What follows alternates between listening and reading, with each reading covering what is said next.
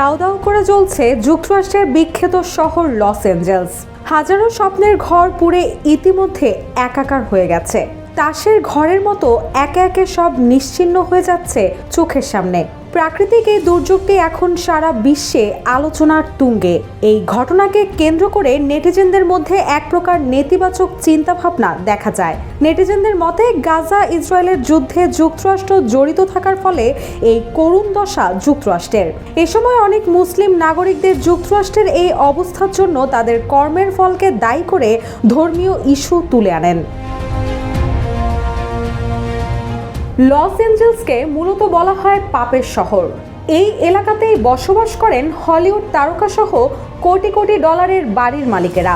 ভয়াবহ দাবানলে এই অঞ্চলের অধিকাংশ বাড়ি এরই মধ্যে পুড়ে ছাই হয়ে গেছে।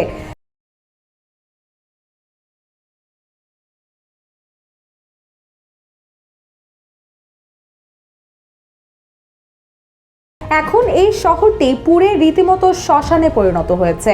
আন্তর্জাতিক মুসলিম বিশেষজ্ঞদের দাবি, গাজা ফিলিস্তিন সহ মুসলিম বিশ্বে যারা নানা কাদায় দাবানল ছড়িয়ে সর্বনাশ করেছে, মহান আল্লাহ তাআলার পক্ষ থেকে এটা তাদের জন্য অভিশাপ, যে শাপে পড়ছে পুরো লস অ্যাঞ্জেলস। জানা যায় গত মঙ্গলবার থেকে দাবানলের আগুনে পুড়েছে লস অ্যাঞ্জেলস।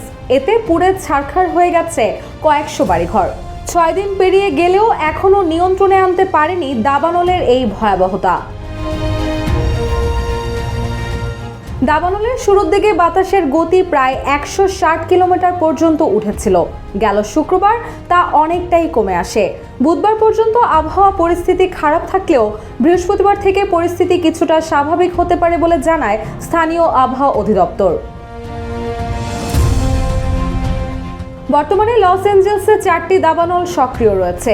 এর মধ্যে প্যালেসেডস দাবানল আরও 1000 একর এলাকায় ছড়িয়ে পড়ার খবর পাওয়া গেছে। ক্যালিফোর্নিয়ার ফায়ার সার্ভিস এ নিয়ে জানায়, এখন পর্যন্ত প্যালেসেডস দাবানল মাত্র 11% নিয়ন্ত্রণে আনা গেছে।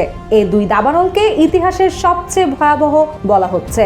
যুক্তরাষ্ট্রের এই জটিল সময়েও নেটিজেনদের মধ্যে এক চাপা ক্ষোভ দেখা যায়। গাজা যুদ্ধে জড়িত আমেরিকাকে দীর্ঘদিন ধরেই নেটিজেনদের নেতিবাচক মন্তব্য করতে দেখা যাচ্ছিল। এই যুদ্ধে ইসরায়েলকে ব্যাপকভাবে সহায়তার জন্য আমেরিকার হাত আছে বলে সারা বিশ্বে চলছে আলোচনা সমালোচনার ঝড়। গাজায় দীর্ঘদিন ধরে চলা দখলদারিত্ব সহ গণহত্যা, বিভিন্ন ধরনের অস্ত্র সরবরাহ করে সহায়তা করে আসছিল যুক্তরাষ্ট্র।